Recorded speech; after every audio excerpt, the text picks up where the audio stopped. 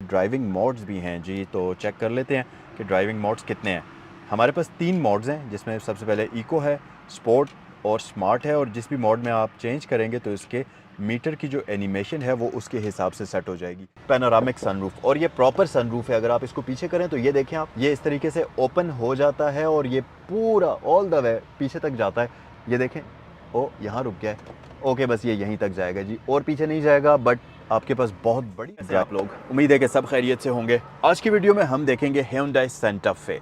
ये Santa Fe का HEV variant है और इसमें पाकिस्तान के अंदर 2 डिफरेंट वेरिएंट्स आते हैं। हमने अपने चैनल के ऊपर इससे पहले सिग्नेचर वेरिएंट जो इसका आता है उसका रिव्यू ऑलरेडी बनाया हुआ है। अगर आप वो वाला वेरिएंट देखना चाहते हैं तो यहाँ आई बटन पर उसका लिंक मौजूद है, वो भी आप देख सकते हैं। आज जो गाड़ी मैं आपको दिखाऊंगा ये इसका स्मार्ट पैकेज है। स्मार्ट होता है देन सिग्नेचर होता है। तो इस वीडियो में मैं आपको स्मार्ट पैकेज दिखाऊंगा Santa Fe का। और जैसा कि आपको पता है कि सैगल मोटर स्पोर्ट्स पर जितनी भी गाड़ियां आपके लिए हम लेकर आते हैं वो पूरे पाकिस्तान में सबसे बेस्ट कंडीशन, लो माइलेज और बेस्ट प्राइस के साथ भी लेकर आते हैं। Santa Fe का ये स्मार्ट पैकेज इस वक्त अगर आप पाकिस्तान में ब्रांड न्यू खरीदने की कोशिश करते हैं या लेने के लिए जाते हैं, नंबर वगैरह सब कुछ लगाकर ये गाड़ी आपको तकरीबन 1,36,00,000 रुपए के आसपास कॉस्ट करती है। 0 मीटर गाड़ी की मैं बात कर रहा हूँ। अब ये जो गाड़ी है, पहले मैं आपको इसकी कंडीशन जरा जल्दी से बता देता हूँ। ये टोटल ओरिजिनल कंडीशन में है, ओरिजिनल बिल्कुल 100% जेन्युइन गाड़ी है और 54,000 किलोमीटर ड्रिवन है। गाड़ी की इंटीरियर की फील बिल्कुल ब्रांड न्यू, इवन कि वो जो नई गाड़ियों वाली स्मेल होती है वो भी इसमें आपको आएगी। तो अगर आप पैसे बचाना चाहते हैं, Santa Fe खरीदने का सोच रहे हैं लेकिन साथ ही आपने पैसे भी बचाने हैं, 3-4 लाख नहीं,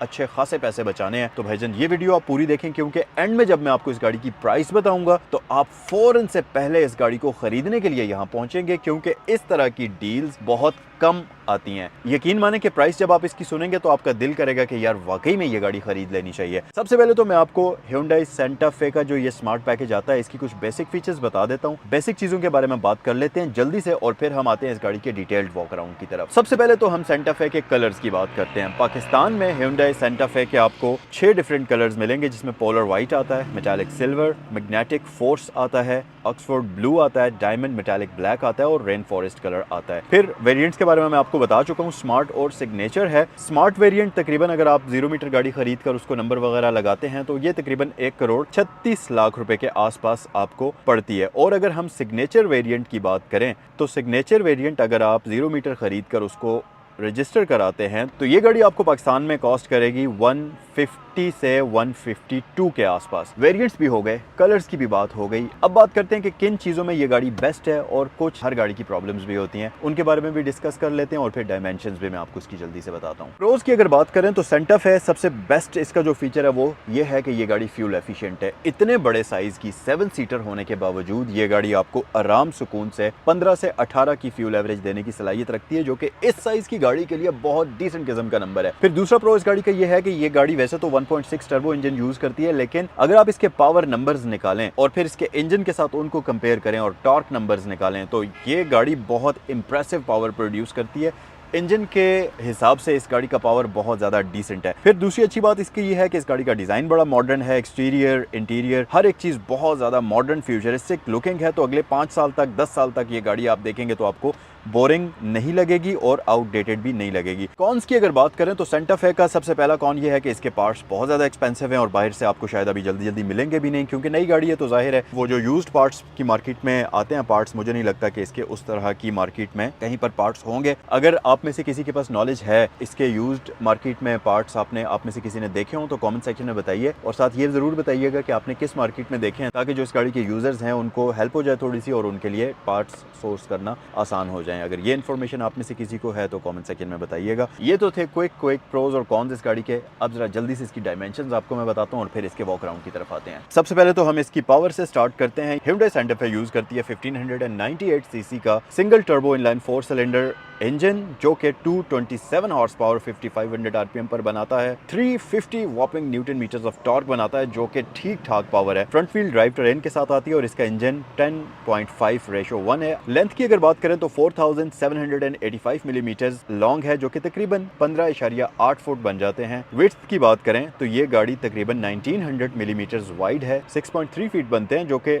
अच्छी खासी वाइड है ये गाड़ी। हाइट इसकी 1710 मिलीमीटर है और व्हील बेस 2765 मिलीमीटर है, जो कि अच्छी खासी है। बूट स्पेस 782 लीटर्स की है। लेकिन यहाँ पर यह बात आप याद रखें कि बूट स्पेस आपको तब पूरी मिलेगी जब आप थर्ड रो वाली सीट्स को फोल्ड कर लेते हैं। अगर आप 7 पैसेंजर्स को इस गाड़ी के अंदर बिठाते हैं तो फिर आपके पास बूट स्पेस ना होने के बराबर है। तो ये जो 750 लीटर के आसपास बूट स्पेस है, ये तभी मिल सकती है कि आप इस गाड़ी को 5 सीटर पैसेंजर के तौर पर यूज़ करेंगे। फिर एक प्रो इस गाड़ी का और भी है, वो ये कि ये गाड़ी CVT ट्रांसमिशन यूज़ नहीं करती। इसकी वजह से इसकी जो ड्राइव है वो आपको बहुत ही क्विक और स्नैपी फील होती है, और इसका जो ट्रांसमिशन के अंदर आमतौर पर CVT ट्रांसमिशन के अंदर जो रबर बैंड इफेक्ट आपको फील होता है, इस गाड़ी के अंदर आपको वो ज़रा भी देखने को नहीं मिलेगा। कन्वेंशनल 6 स्पीड ऑटोमेटिक ट्रांसमिशन ये गाड़ी यूज़ करती है, और इस गाड़ी के अंदर आपको ऑब्वियसली हाइब्रिड सिस्टम देखने को मिलता है। फ्यूल एवरेज के बारे में मैं आपको बता चुका हूँ, 15 से 17 की फ्यूल एवरेज ये गाड़ी आपको प्रोवाइड करती है, और इसका जो फ्यूल टैंक है वो 67 लीटर्स का है। तो पूरे फुल टैंक में ये गाड़ी आपको तकरीबन 1000 किलोमीटर से लेकर 1100 किलोमीटर तक की फ्यूल एवरेज मतलब एक रेंज देने की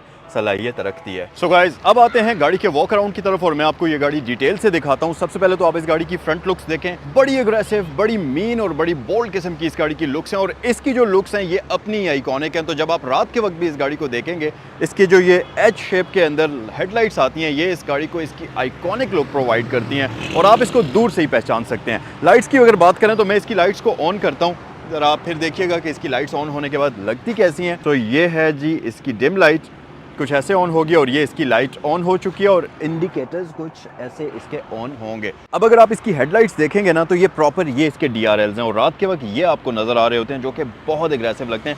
वैसे रात के वक्त तो ये ऑन होते ही हैं, लेकिन दिन में ये बहुत ज़्यादा प्यारे लगते हैं। और ये इसकी लाइट्स आ गई, हाई बीम यहाँ पर है, और ये इसकी आ जाती है इंडिकेटर। ग्रिल की अगर बात करते चलें तो हमारे पास बड़ी खूबसूरत स्टाइलिश किस्म की ग्रिल है, जो कि सिल्वर ग्लॉसी फिनिश में डिज़ाइन हुई हुई है। फिर उसके साथ साथ ये गाड़ी फ्रंट पर पार्किंग सेंसर्स भी ऑफर करती है, और इसमें आपको वर्किंग एयर वेंट्स यहाँ पर मिलेंगे, जो कि गाड़ी के एरोडायनामिक्स को काफ़ी ज़्यादा बेहतर बना देते हैं। अच्छा, एक और चीज़ आप नोटिस करेंगे कि जैसे इसके DRLs की शेप है, वैसी ही शेप आपको इसके बॉनेट के ऊपर लाइंस की सूरत में भी मिलती है। तो पूरी गाड़ी की जो डिज़ाइन फिलॉसफी है वो एक दूसरे से मैच करती है, और आपको इसकी काफ़ी एक बैलेंस किस्म की लुक नज़र आएगी। फिर अगर आप इधर आ जाएं तो इसके अंदर अभी जो टायर आपको मिलेगा, ये योकोहामा का एडवेन इंस्टॉल्ड है, जो कि ब्रांड न्यू टायर है। अगर इसके टायर साइज़ की बात करें तो ये यूज़ करती है 19 इंचेस के रिम्स, काफ़ी खूबसूरत 2 टोन रिम्स हैं। Hyundai का बैज हमारे पास मौजूद है। यहाँ पर ये मशीन फिनिश यूज़ करती है, जो कि इसके रिम्स को काफ़ी प्यारी ग्रे और सिल्वर लुक्स प्रोवाइड करती है। फिर यहाँ पर 35, 55 का टायर आपको मिल जाएगा। एडवेन बिल्कुल ब्रांड न्यू टायर इस गाड़ी के अंदर इंस्टॉल हुआ है। उसके अलावा अगर आप साइड पर आएंगे तो आप देखेंगे कि साइड मिरर्स हमारे पास डोर माउंटेड इस गाड़ी के अंदर आ जाते हैं। वेदर स्ट्रिप्स आपको यहाँ पर इंस्टॉल्ड मिलती हैं। स्पेसिफिक व्हीकल में रेन वॉइजर्स भी इंस्टॉल्ड हैं, साथ ही रूफ रेल्स अगर आपने इसके ऊपर कोई रैक वगैरह लगाना है वो आप कर सकते हैं। ओवरऑल गाड़ी की साइड लुक्स काफ़ी मज़ेदार हैं, और मैं आपको बताता चलूँ कि ये गाड़ी बहुत अच्छी कंडीशन में है। पूरी गाड़ी के ऊपर कहीं पर भी ना कोई पेंट है, ना कोई डेंट, ना कोई स्क्रैच। तो गाड़ी दिखने में ऐसे ही है जैसे बिल्कुल ब्रांड न्यू गाड़ी आप लेते हैं, और ओवरऑल इस गाड़ी की कंडीशन बहुत ही मज़े की है। सो एक्सटीरियर के साथ साथ अंदर आते हैं हम गाड़ी में। आपको मैं मज़े की बताऊं कि ये गाड़ी डबल लेयर ग्लास यूज़ करती है। इसकी जो विंडोज़ हैं ये 2 लेयर्स विंडोज़ की आपस में जुड़ के डिज़ाइन हुई हुई हैं, जिसकी वजह से जब आप गाड़ी की पूरी विंडोज़ बंद कर देते हैं, सनरूफ बंद होता है, तो गाड़ी का कैबिन इंतहाई क्वाइट है। ये फीचर जो इस गाड़ी के अंदर आपको मिलता है, ये BMW, मर्सिडीज़, ऑडीज़ की top of the line flagship sedans जो हैं उनके अंदर आपको मिलता है, छोटी गाड़ियों में नहीं मिलता। तो उस हिसाब से ये एक बड़ा अमेजिंग फीचर है। और ओवरऑल अगर आप इस गाड़ी की फील देखें तो ये काफ़ी ज़्यादा प्रीमियम है। मतलब आपको 1.25 करोड़ रुपए के बजट के अंदर ये best value for money offer करती है। हाइब्रिड होने की वजह से आपकी फ्यूल एफिशिएंसी भी बेहतर करेगी, और साथ ही साथ प्रीमियम भी है। और सबसे मजे की बात कि ये एक प्रॉपर 7 सीटर है, तो 7 पैसेंजर्स के लिए, अगर आपकी बड़ी फैमिली है तो ये आपके लिए यकीन माने एक सही किस्म का स्वीट स्पॉट है, जहां पर आप इस गाड़ी को लंबे अरसे तक यूज भी करेंगे। और क्योंकि ये Hyundai का प्रोडक्ट है, तो बिल्ड क्वालिटी में आपको किसी किस्म का कोई प्रॉब्लम देखने को नहीं मिलेगा। अब हम आते हैं फीचर्स की तरफ। तो स्टीयरिंग व्हील की बात करते हैं तो इस गाड़ी के अंदर आपको मिलता है proper 3 spoke leather stitch steering wheel, जिसके ऊपर इस तरफ हमारे पास मल्टीमीडिया के मुकम्मल कंट्रोल्स हैं, मोड सिलेक्शन है, वॉइस कमांड है, यहाँ पर वॉल्यूम कीज़ हैं, सिलेक्शन कीज़ हैं, नेविगेशन के लिए फ़ोन के कंट्रोल्स आपको मिलते हैं। जबकि राइट साइड पर आपके पास क्रूज़ कंट्रोल के सारे वो बटन्स दिए हुए हैं, तो आप यहाँ से क्रूज़ इसका एडजस्ट कर लेंगे। फिर साथ ही इसमें पैडल शिफ्टर्स भी आपको दिए हुए हैं, तो आपकी स्पोर्टियर ड्राइव के लिए ये काफ़ी हेल्प करेंगे। स्टीयरिंग व्हील की एडजस्टमेंट देख लेते हैं, टेलीस्कोपिक भी है। और वाओ यार, इसकी रेंज ऑफ मोशन बहुत ज़्यादा है। ये इतनी रेंज ऑफ मोशन जर्मन गाड़ियों में होती है, और यहाँ से भी ये भी काफ़ी अच्छा है। तो ये बड़ी मज़े की चीज़ है। लाइट्स हमारे पास राइट साइड पर आ जाती हैं और ये देखें ऑटोमेटिक लाइट्स इसमें आपको दी जाती हैं, तो ये अच्छी बात है। वाइपर्स भी हमारे पास ऑटोमेटिक हैं, तो रेन सेंसिंग वाला फीचर भी इसमें आपको मिलेगा। अभी मैं इसको वापस यहाँ लॉक कर देता हूँ, राइट साइड पर लॉक है। हैंड ब्रेक इलेक्ट्रिक है, यहाँ पर दी हुई है, Hyundai की ज़्यादातर गाड़ियों में यहीं आ रही है।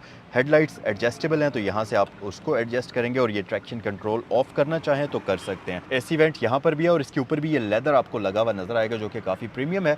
यहाँ पर एक एसी वेंट आपको नजर आएगा, ये बेसिकली इस क्वार्टर पैनल का होता है, इसके ऊपर फॉग जमा नहीं होने देता, तो आपकी विजिबिलिटी इससे बिल्कुल ख़राब नहीं होगी। ड्राइवर डोर के ऊपर अगर आप देखेंगे तो यहाँ पर लेदर यूज़ हुआ हुआ है, ऑल विंडोज़ ऑटो हैं, फिर साथ ही सेंट्रल लॉकिंग और साइड मिरर्स के कंट्रोल्स आ जाते हैं। स्पीकर ग्रिल यहाँ है, नीचे आपके पास बॉटल होल्डर वगैरह आपको दिया जाता है और आपके पास वार्निंग मार्कर भी यहाँ पर मौजूद है।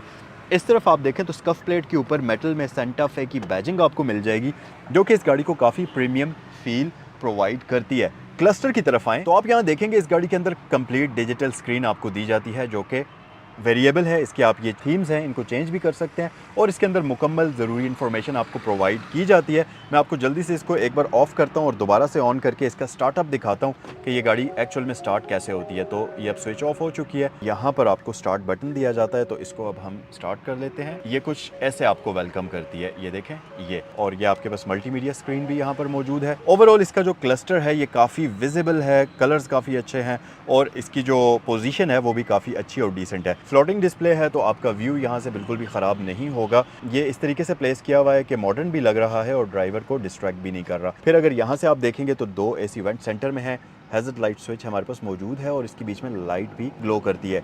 डिजिटल क्लाइमेट कंट्रोल आपको मिल जाता है और इसके अंदर आप देखेंगे कि आपको प्रॉपर ड्यूल जोन डिजिटल मिलता है।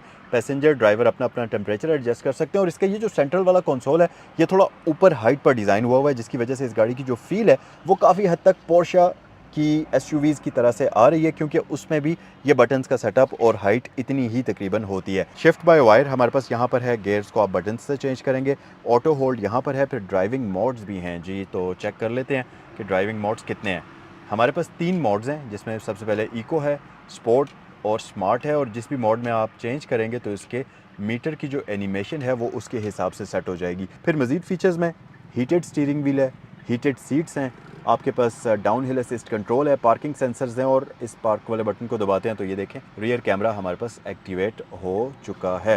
इसे ऑफ़ कर लेते हैं। यहाँ पर आपके पास कप होल्डर्स आ जाते हैं और इसके बीच में आप देखें तो आपको एक USB भी मिलती है और वायरलेस चार्जर का निशान तो बना हुआ है लेकिन वायरलेस चार्जर कहाँ है, ये रहा जी वायरलेस चार्जर इसका। यहाँ पर अगर आप अपना फ़ोन प्लेस करते हैं तो इसके नीचे एक दरवाज़ा है, हिडन डोर है। जब आप अपना फ़ोन रखेंगे तो फ़ोन स्लाइड करके इस दरवाजे से नीचे चला जाएगा और यहाँ पर आपका फ़ोन ऐसे ही रहेगा। थोड़ी सी अनकन्वेंशनल सी पोजीशन है बट इसमें यस वायरलेस चार्जर भी मौजूद है। फिर आपके पास कप होल्डर्स यहाँ पर आ जाते हैं और अगर आप इस पूरे एरिया को यूज़ नहीं करना चाहते तो आप इसको ऐसे क्लोज़ भी कर सकते हैं।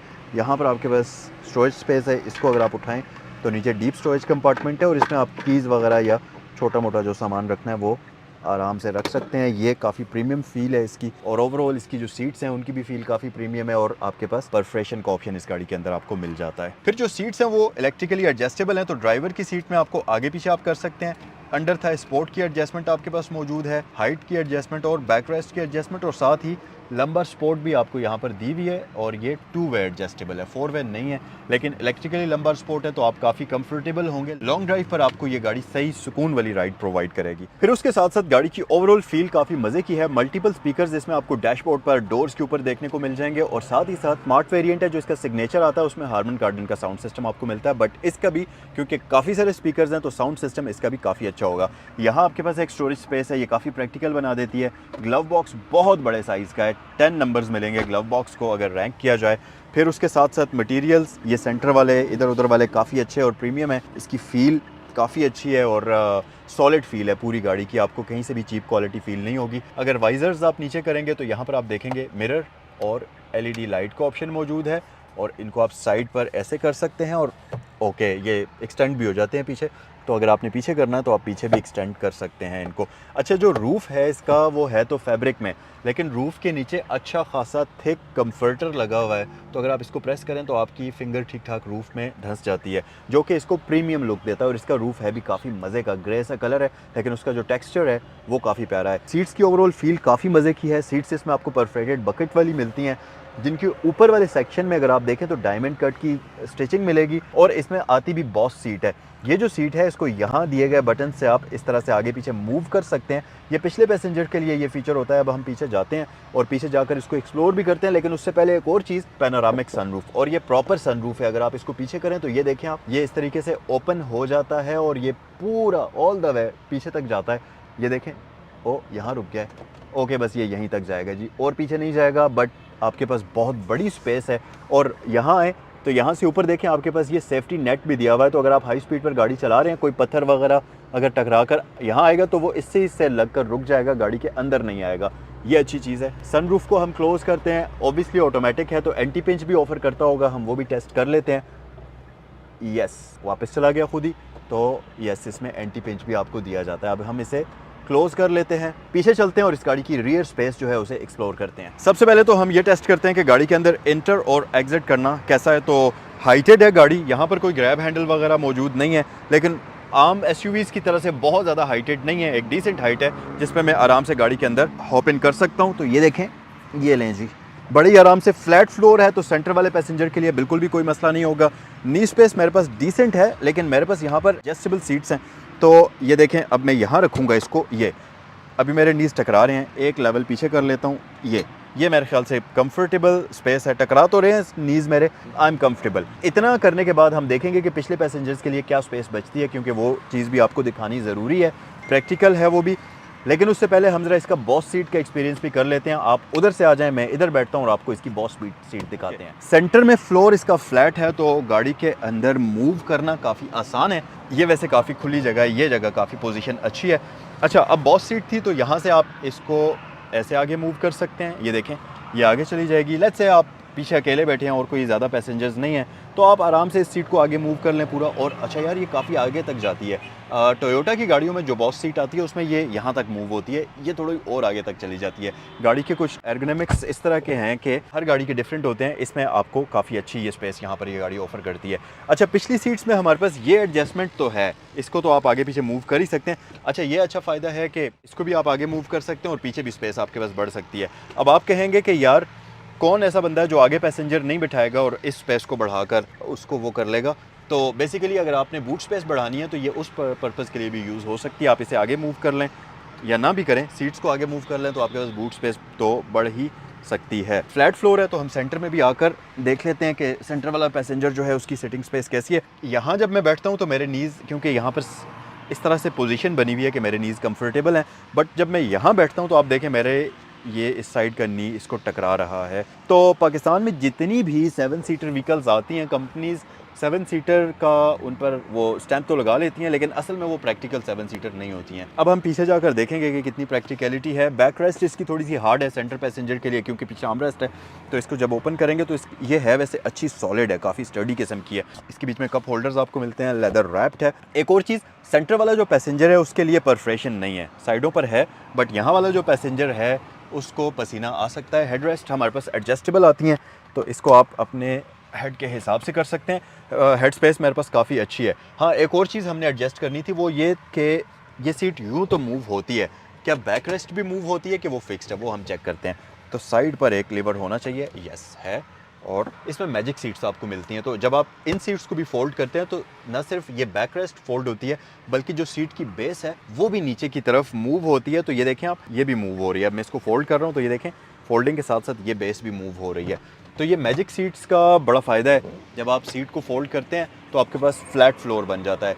अब हम क्या करते हैं कि थर्ड रो में ज़रा जाते हैं जल्दी से, लेकिन उससे पहले मैं आपको बताऊँ, यहाँ पर आपके पास AC वेंट्स भी हैं, पावर आउटलेट भी है। और यार ये जो ऑनर हैं इस गाड़ी के, वो बड़े ही कोई सफाई पसंद थे। इन्होंने प्रॉपर वो जो पूरी एज टू एज फिटिंग वाली PVC मैटिंग आती है वो करवाई हुई है गाड़ी में। इसका फ़ायदा ये होता है कि ओरिजिनल फ्लोर मैटिंग बच जाती है, साफ़ सुथरी रहती है, और आपको गाड़ी में वो जो कस्टम फ्लोर मैटिंग होती है पूरा इंटीरियर खोल कर वो नहीं करानी पड़ती। ये फिट भी बड़ी अच्छे तरीके से आ जाते हैं और क्लीन भी बड़े अच्छे तरीके से हो जाते हैं। यहाँ पर ग्रैब हैंडल्स हैं, लाइट LED में है, और यहाँ पर एक अदद हुक भी आपको मिलती है और उस तरफ भी हुक मौजूद है। एयर बैग्स पिछले पैसेंजर के लिए भी आपको दिए जाते हैं। अब जल्दी से हम पीछे चलते हैं।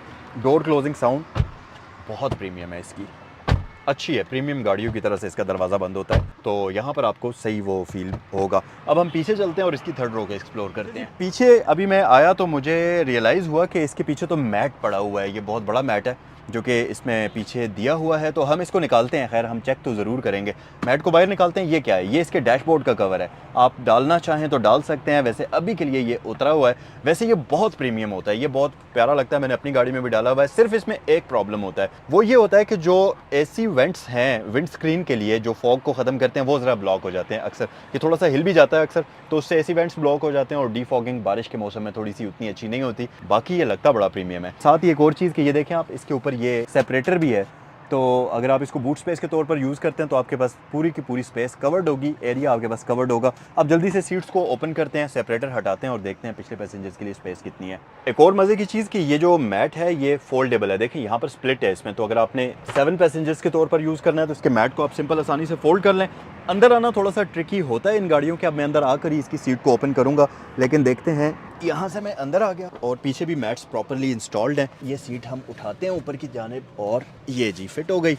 अब यहाँ पर मैं बैठ चुका हूँ और पहले तो नी स्पेस में आपको बाद में दिखाता हूँ। पहले तो आप ज़रा मेरी सिटिंग पोजीशन देख लें। मेरे नीज़ जो है ना वो काफ़ी ऊपर उठे हुए हैं, विच मीन्स कि इसकी सीट हाइट काफ़ी लो है। ना सिर्फ सीट हाइट लो है बल्कि अंडर थाई सपोर्ट ना होने के बराबर है ही कोई नहीं अंडर थाई सपोर्ट, जिसकी वजह से आपको लंबे सफ़र पे बहुत मसला हो सकता है। क्योंकि इस पोजीशन में आप 25-30 मिनट के लिए तो चलो किसी तरीके से मैनेज कर सकते हैं, लेकिन अगर आपने 3-3, 4-4 घंटे की राइड करनी है तो फिर आपके लिए ये वाली पोजीशन टोटली डिज़ास्टर है, आप नहीं बैठ सकेंगे। अब आप ज़रा उस तरफ से आएँ, मैं इसकी ये सीट पीछे की तरफ फोल्ड करता हूँ और आप देखें कि नी स्पेस मुझे कितना मिल रहा है। एक चीज़ तो इम्प्रेसिव है कि मेरे नीज़ अब अगली सीट को टकरा नहीं रहे, तो ऐसा लगता है कि एक पॉइंट और मेरे पास स्पेस है। अगर मैं इसको एक पॉइंट और पीछे भी कर लूँ तब भी मैं कंफर्टेबल होकर बैठूंगा। तो लेग स्पेस किसी न किसी तरीके से तो चलो इस गाड़ी के अंदर प्रैक्टिकल है, लेकिन ये वाला जो मसला है ना अंडर थाई सपोर्ट वाला, ये प्रॉब्लमेटिक है क्योंकि इस तरह से आप लंबे टाइम के लिए नहीं बैठ सकते। अच्छी बात यह है कि पिछले पैसेंजर्स के लिए आपके पास यहाँ थर्ड रो में भी